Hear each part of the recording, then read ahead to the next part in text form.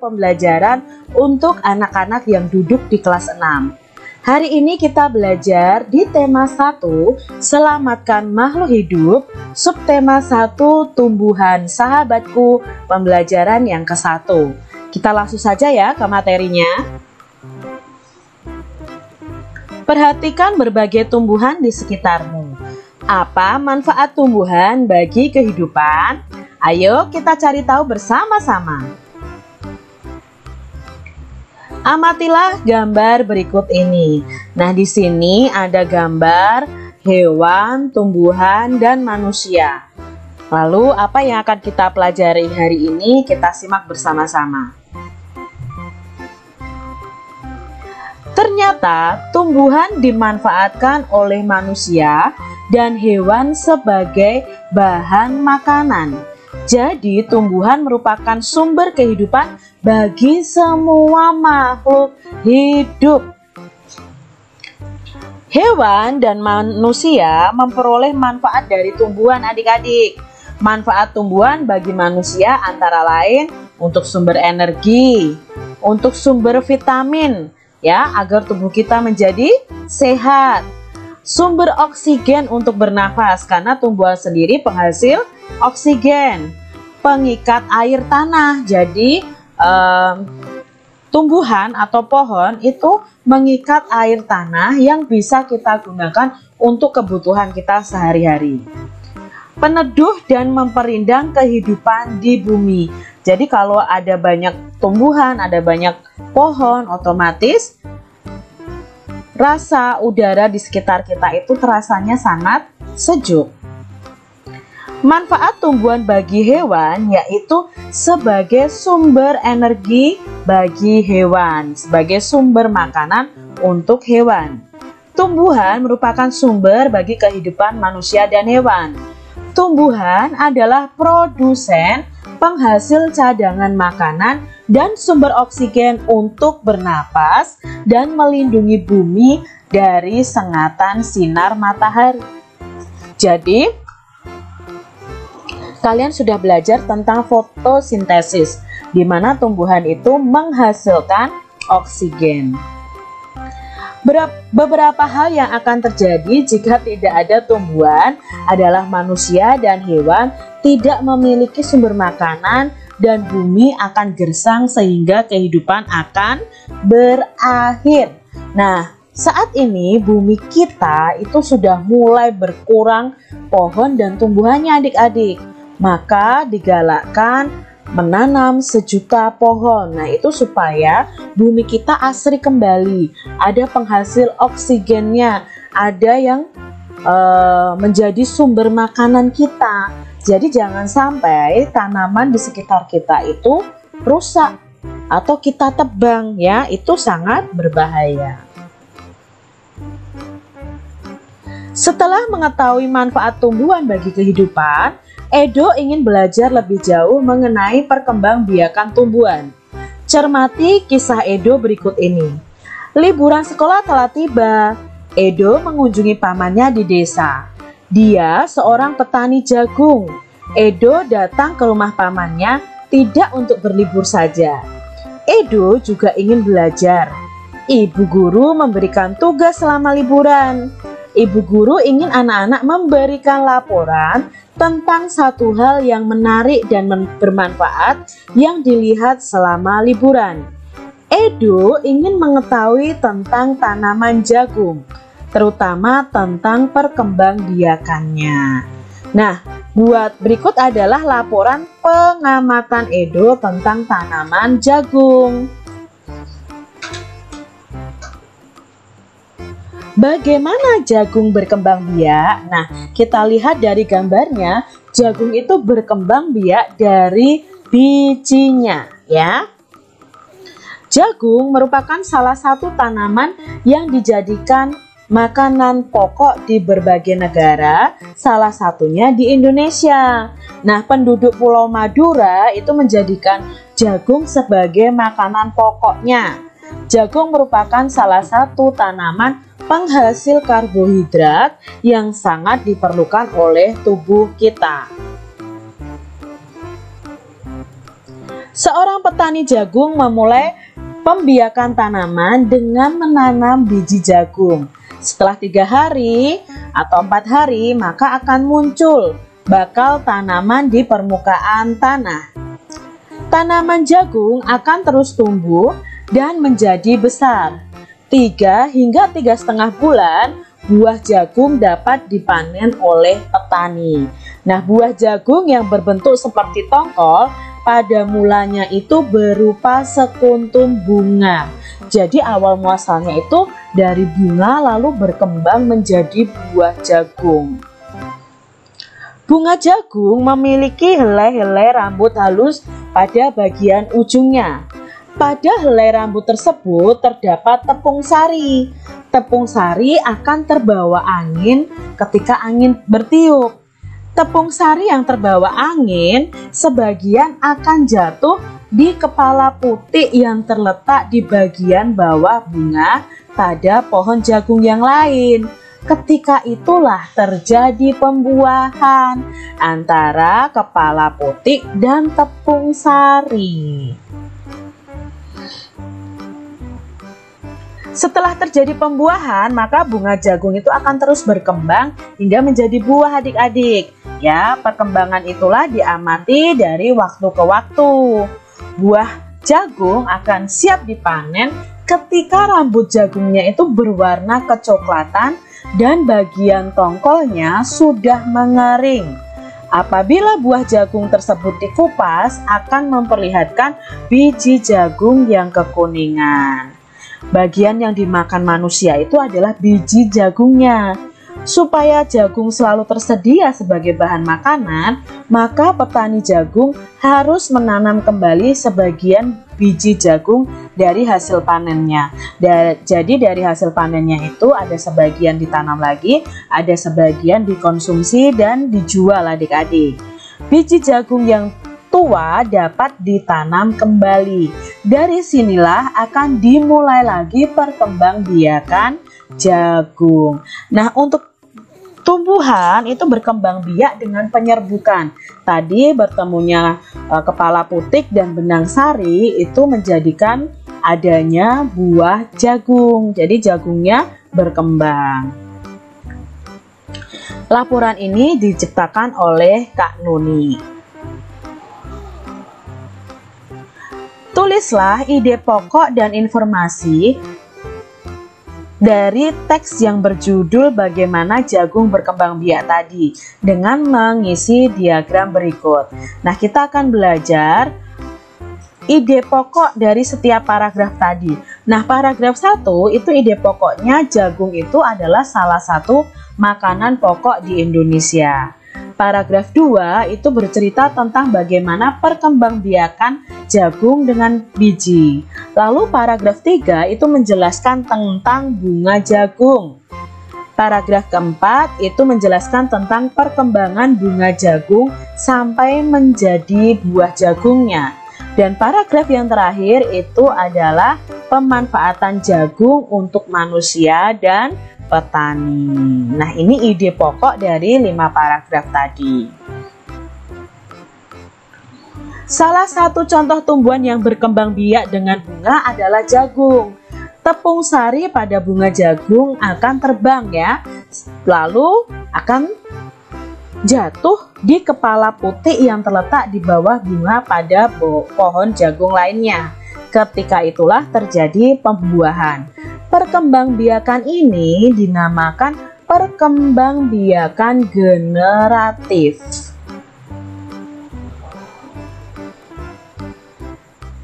Tahukah kamu proses perkembangbiakan generatif? Nah, ini adalah bagian-bagian dari bunga. Ada mahkota, ada benang sari, ada kelopak, dasar bunga, tangkai bunga, bakal biji, dan lain sebagainya. Nah, kita akan mencari tahu proses perkembangbiakan generatif. Perkembangbiakan generatif atau secara kawin terjadi melalui proses penyerbukan dan pembuahan. Perkembangbiakan generatif pada tumbuhan diawali dengan penyerbukan, yaitu melekatnya atau jatuhnya serbuk sari ke kepala putik. Setelah terjadi penyerbukan pada serbuk sari, tumbuh bulu serbuk sari yang akan menuju ke ruang bakal biji. Nah, di sini adalah ruang bakal biji. Kemudian serbuk sari akan masuk ke ruang bakal biji melalui bulu serbuk sari. Di dalam ruang bakal biji terjadi pembuahan, yaitu peleburan antara serbuk sari. Serbuk sari itu sel kelamin jantan atau spermatozoid dengan kepala putik atau sel kelamin betina atau sel telur. Hasil dari pembuahan adalah zigot. Jadi hasil dari pembuahan kepala putik dan benang sari itu adalah zigot. Nah, zigot ini berkembang menjadi lembaga.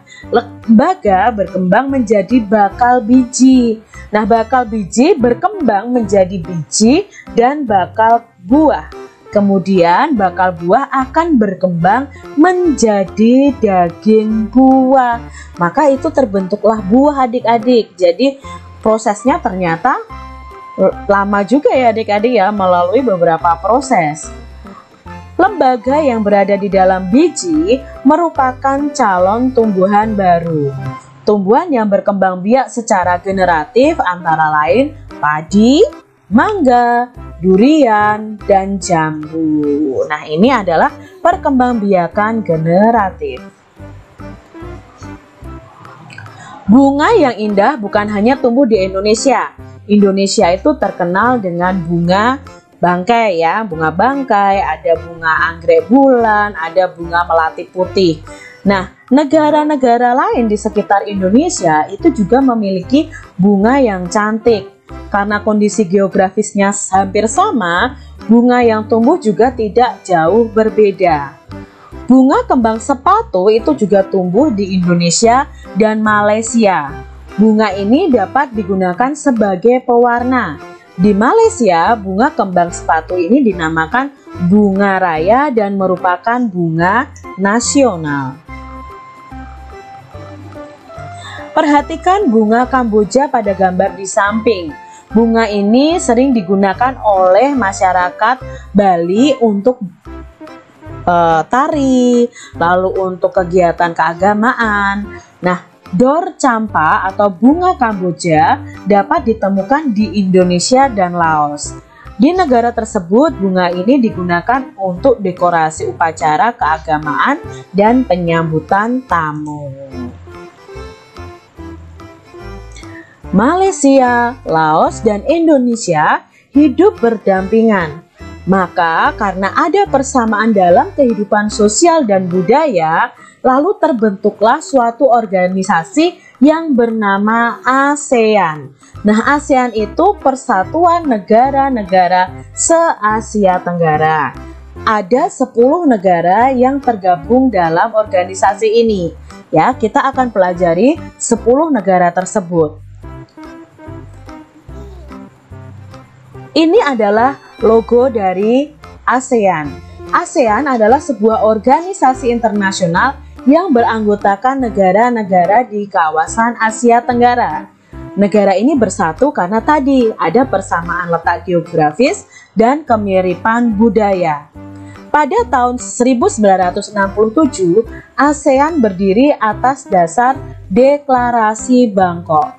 Saat itu, tokoh-tokoh dari 5 negara yang terlibat dalam diskusi menjadi pencetus dan pendiri organisasi ini. Jadi, organisasi ASEAN ini terbentuk pada tahun 1967 di Deklarasi Bangkok.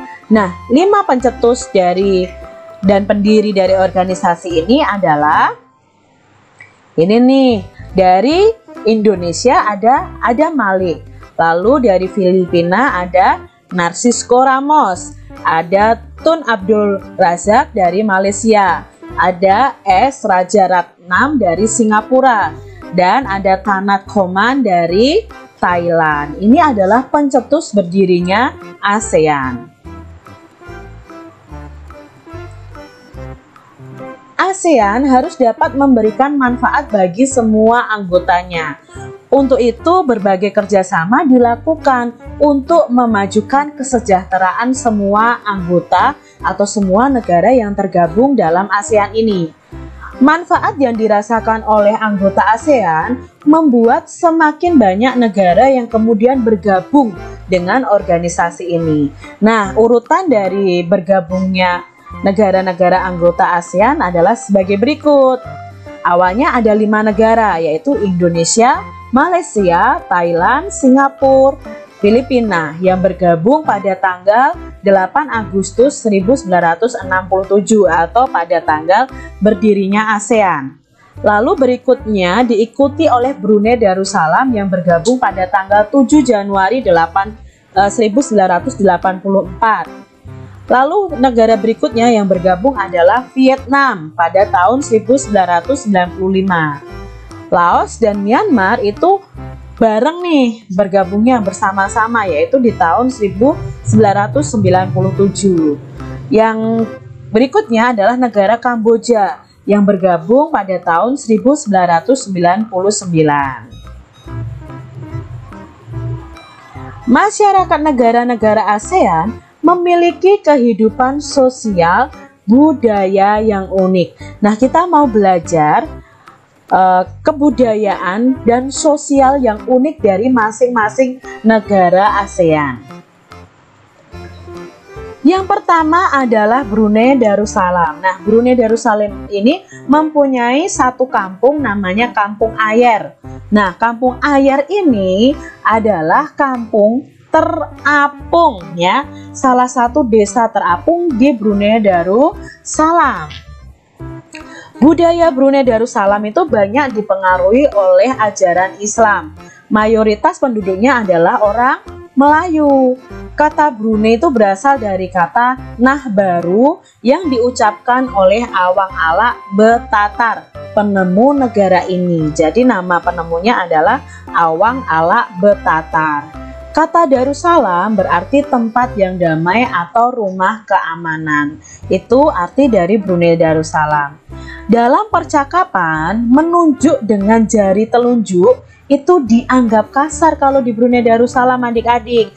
Jadi kalau misalnya kalian nanti sempat berwisata ya, kalau kalian sukses bisa jalan-jalan ke luar negeri, kalian berwisata ke Brunei Darussalam, jangan sampai kalian menunjuk ya dengan jari telunjuk karena itu dianggap kasar.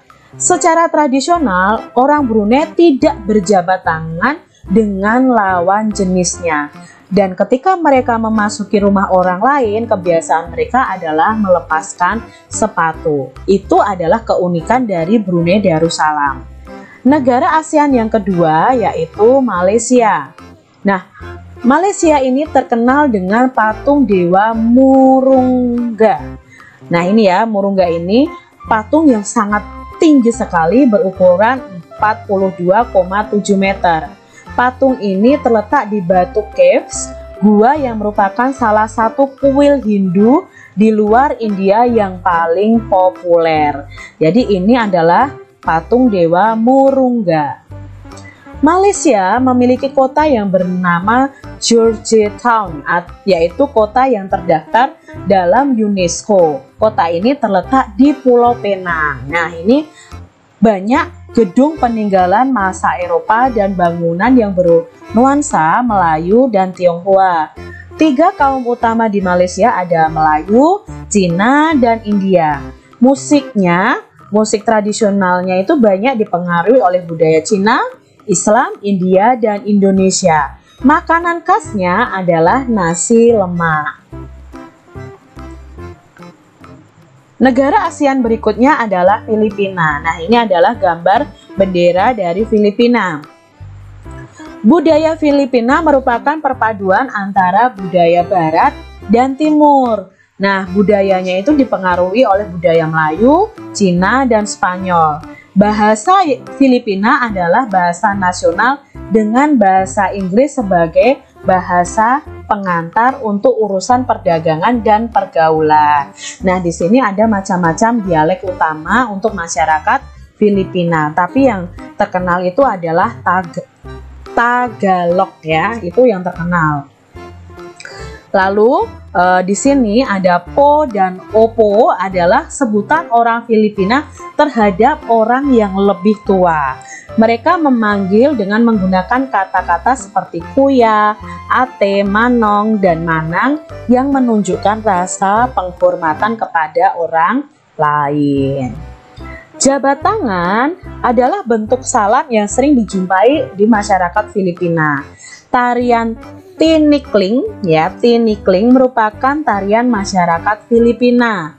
Tarian ini menceritakan tentang burung tinikling yang berjalan melompat menghindari perangkap bambu petani padi. Nah, ini adalah contoh gambar dari tari tinikling.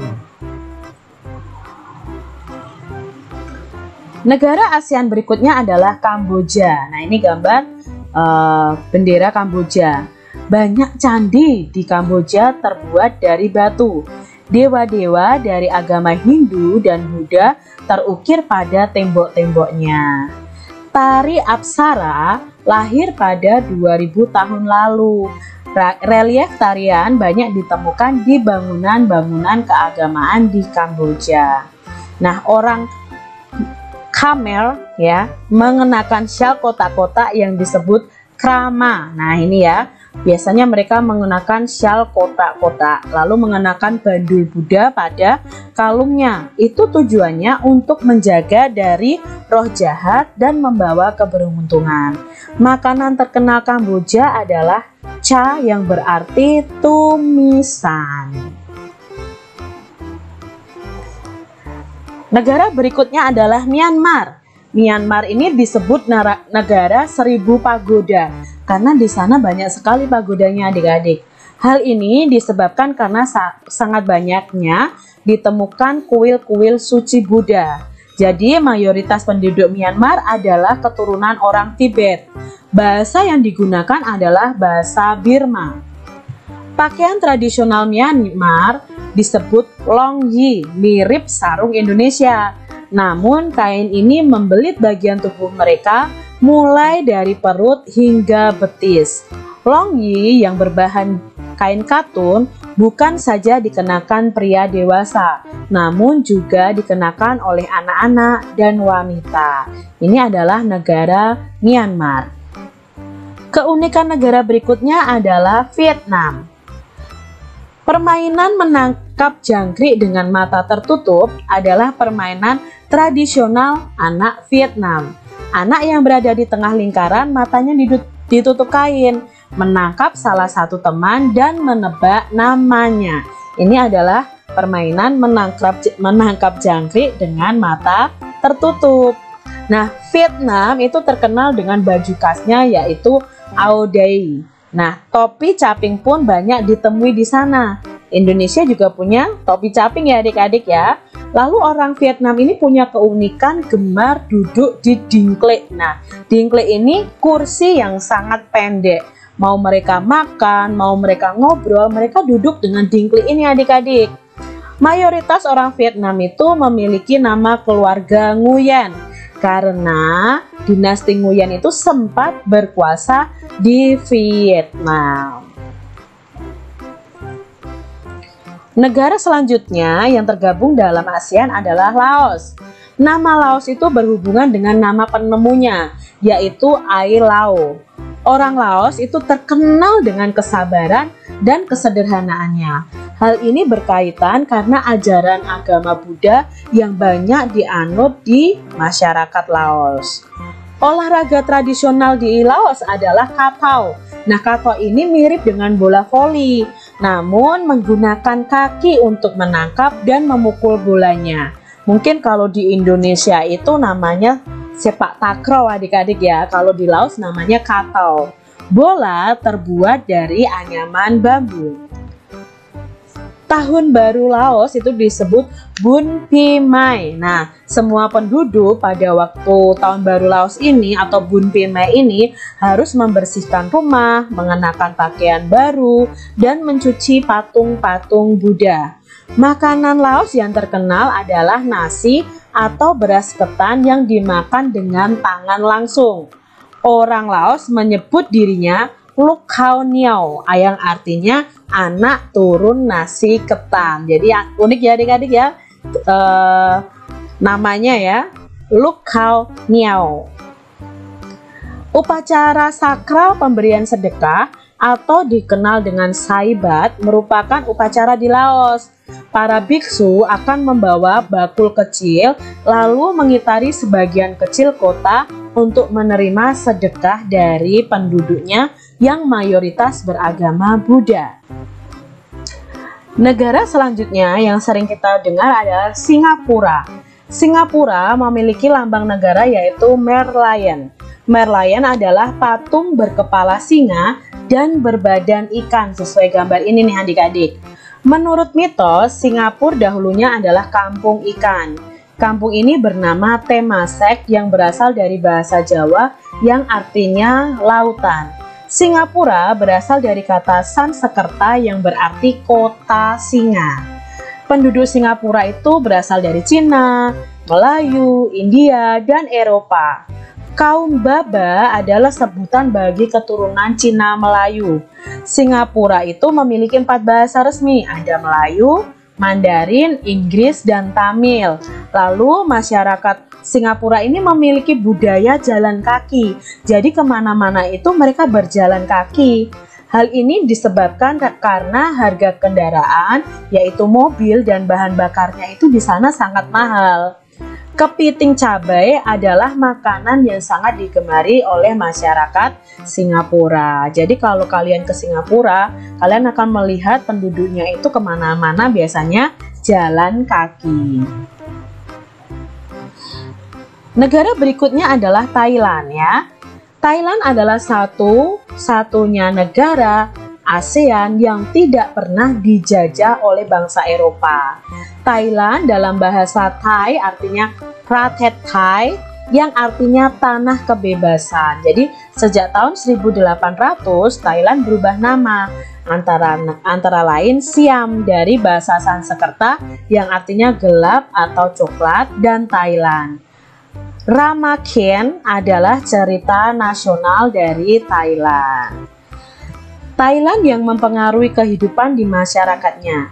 Di Thailand, kepala adalah bagian tubuh yang paling dihormati. Jadi, kepala kita itu adalah bagian tubuh yang paling dihormati oleh orang Thailand.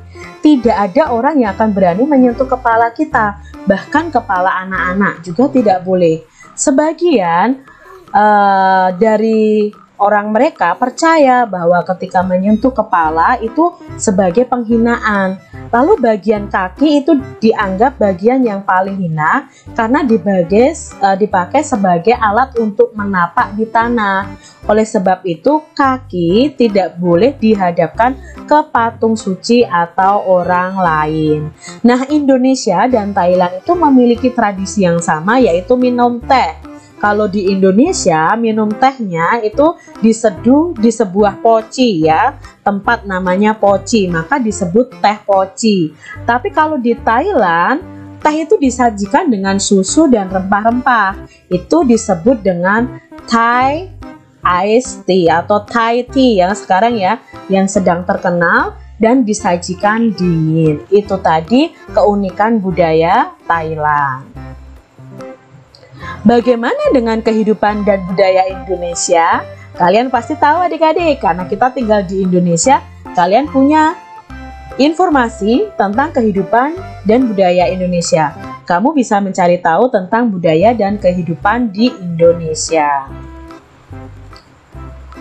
Kondisi geografis Asia Tenggara yang negara-negara masuk dalam ASEAN. Nah, kondisinya letak geografis Asia Tenggara itu berada di antara 3 perairan. Yang pertama itu terletak di antara Samudra Hindia dan Teluk Benggala di bagian barat. Lalu terletak juga di antara Laut Cina Selatan di utara dan Samudra Pasifik di timur. Jadi negara-negara di Asia Tenggara ini letak geografisnya berada di 3 perairan ini. Wilayah Asia Tenggara sendiri dibagi menjadi 2 dataran, yaitu dataran berbentuk semenanjung, itu wilayahnya ada Myanmar, Thailand, Laos, Kamboja, Vietnam, dan wilayah Malaysia bagian barat. Dan yang kedua adalah daratan berbentuk gugusan kepulauan. Nah, ini termasuk Indonesia adik-adik. Ada Filipina, Indonesia, wilayah Malaysia bagian timur, Singapura, dan Brunei Darussalam. Itu adalah dataran yang ada di wilayah Asia Tenggara. Nah, demikian tadi pembahasan untuk tema 1, subtema 1, pembelajaran 1. Mungkin agak banyak ya adik-adik ya, karena memang materinya sedikit lebih banyak daripada kelas-kelas yang lain. Kalian bisa belajar tentang ASEAN melalui media-media pembelajaran yang lainnya juga.